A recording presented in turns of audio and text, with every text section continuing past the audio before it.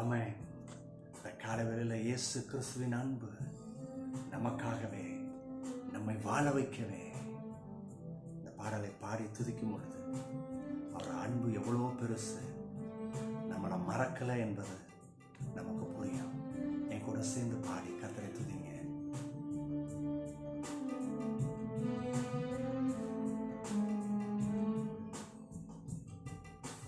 இயேசு கிறிஸ்துவின் அன்பு என்றும் மாறாதது. இயேசு கிறிஸ்துவின் மாறா அன்பு என்றும் குறைவானது. ஆமென். இயேசு கிறிஸ்துவின் மாறா கிருபை என்றும் குறையாதது. இயேசு கிறிஸ்துவின் அன்பு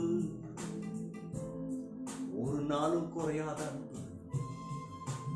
இன்னைக்கு அநேகர் நீங்க கர்த்தரை விட்டு விலகி போயிட்டீங்களா? என்னடா வாழ்க்கை அப்படியே இருக்கு, ஒரு மாறுதல் இல்லை, என் தலையெழுத்து போல, நான் தலை தூக்க முடியாது போல நினைச்சிட்டு இருக்கிறீங்களா? அவருடைய அன்பு உங்களை உயிர்ப்பிக்கும், வாழ வைக்கும். பாவி என்றென்னை அவர் தள்ளவே மாட்டார், ஆவலாய் உன்னை இயேசு அழைக்கிறாரே. பாவி என்றென்னை அவர் தள்ளவே மாட்டார், ஆவலாய் உன்னை இயேசு அழைக்கிறாரே. தாயங்கிடாதே, தாவி ஓடிவா, தந்தை இயேசுவின் சொந்தம் கொள்ளவா. தயங்கிடாதே, தாவி ஓடிவா, தந்தை இயேசுவின் சொந்தம் கொள்ளவா. தந்தை இயேசுவின் சொந்தம் கொள்ளவா. இயேசு கிறிஸ்துவின் அன்பு. கர்த்தருடைய அன்பை விட்டு தூரம் போயிட்டீங்களா? எந்த இடத்துல இருக்கிறீங்களோ தயக்கம் இல்லாம தாவி ஓடிவாங்க. அவர் உங்களுக்காக எனக்காக காத்து கொண்டிருக்கிறார். எனக்கு இந்த இளைய குமாரன் வருவதற்காக இந்த தகப்பன் காத்து கொண்டிருந்தார். இன்னைக்கு அதே போல இந்த பரலோக தேவன் காத்து கொண்டிருக்கிறார். வருவோமா? நம்மளை உயிர்ப்பிப்பார், நம்மளுக்கு சகாயம் செய்வார். ஆமென்.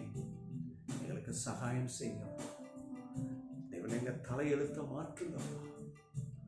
நீர் எங்களுக்கு எழுதி வைத்திருக்கிறீரே, எங்களுக்கு சித்தத்தை நீர் ஏற்படுத்தி வைத்திருக்கிறீரே, அது எங்கள் வாழ்க்கையில் நடக்க எங்களுக்கு கிருபை பாராட்டும். சுகம் கொடும், மனதிலே மாற்றம் உண்டாகட்டும், எழுப்புதல் உண்டாகட்டும். இப்பொழுது இந்த கோணலான பாதைகள் சரி செய்யப்படட்டும், வறட்சிகள் நீங்கட்டும், தடுமாற்றத்திலிருந்து பிள்ளைகள் எழுந்து நிற்கட்டும். அப்படி செய்ய போவதற்கு நன்றி. இயேசுவின் நாமத்தினாலே ஆமென், ஆமென், ஆமென். கண்டிப்பாக கர்த்தர் இன்னைக்கு நம்முடைய வாழ்க்கையில பெரிய காரியம் செய்வார். ஆமென். 2 நாளாகவும் 6ஆம் அதிகாரம் 4ஆம் வசனம் இப்படியாக வருது. தம்முடைய வாக்கினால் சொன்னதை தம்முடைய கரத்தினால் நிறைவேற்றினார். ஆமென். கர்த்தரை பற்றி இந்த வசனம் எவ்வளவு தெளிவா. அநேக நேரங்களில் நம்ம வேத புஸ்தகத்தில் நம்ம படிக்கும் பொழுது, இல்லை ஏதோ ஒரு ஊழியக்காரர் பேசும் பொழுது, சில அற்புதமான வாக்கு தத்துவத்தை கொடுக்கும் போது உடனே அண்டர்லைன் பண்ணி இந்த தேதியில் எனக்கு கர்த்தர் கொடுத்தார்னு அதை நோட் பண்ணி வைப்பது அநேகருடைய பழக்கமாக இருக்கிறது. ஆனால் காலங்கள் ஓடுது. இன்னைக்கு அநேகருடைய கேள்வி என்னன்னா, ஆமாம் 2000 கர்த்தர் கொடுத்தார், 2001 கர்த்தர் கொடுத்தார், 2020 கொடுத்தார், ஆனால் ஒன்று கூட இன்னும் நிறைவேறலையே. ஏன் இந்த தடைகள், ஏன் இந்த பிரச்சனை? அப்போ மெதுவாக நம்ம இருதயம் நினைக்குது, நமக்கு இல்லை போல இந்த ஆசீர்வாதம்.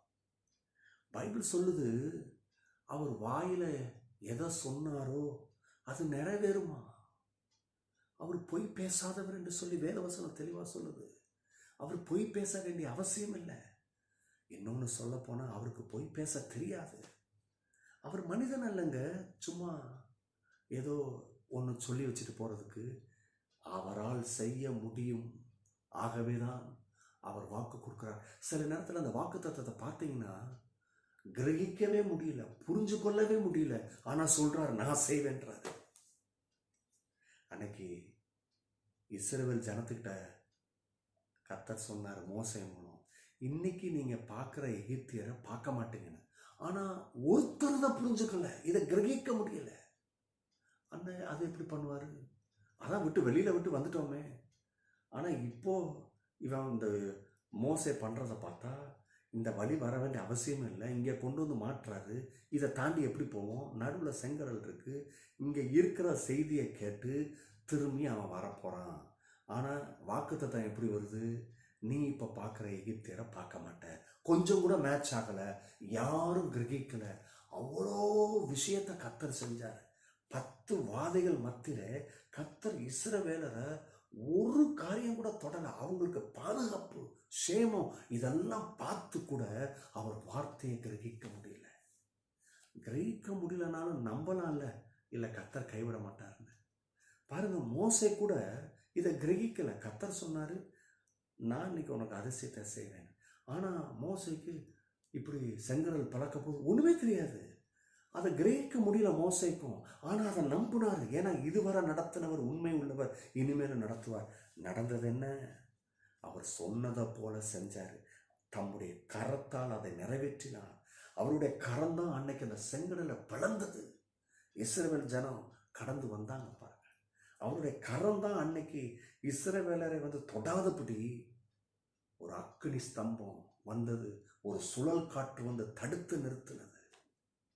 அப்ப கவனிங்க, இது உண்மைனா கர்த்தர் உங்க வாழ்க்கையில எத்தனை வாக்கு தத்தம் கொடுத்திருந்தாரோ இனிமேலும் கொடுக்க போறாரு. அது அவ்வளவும் நிறைவேறும். அவருடைய கரத்தினாலே செய்து முடிப்பார். கவலைப்படாதீங்க, நீங்க ஆசீர்வதிக்கப்பட்டவங்க. உங்களுக்கு கர்த்தர் அதை நிறைவேற்றி கொடுப்பார். உங்க குடும்பத்துல வேண்டிய சமாதானம், உங்க குடும்பத்துக்கு வேண்டிய வருமான ஆசீர்வாதம், பெருக்கத்தின் நன்மை, பிள்ளைகளுக்கு நல்ல ஞானம், கல்வி உயர்வு, எல்லா விதத்தும் எழுப்புதல் இல்லையா, அபிஷேகம், அதை நிறைவேற்றி முடிப்பார். God bless you.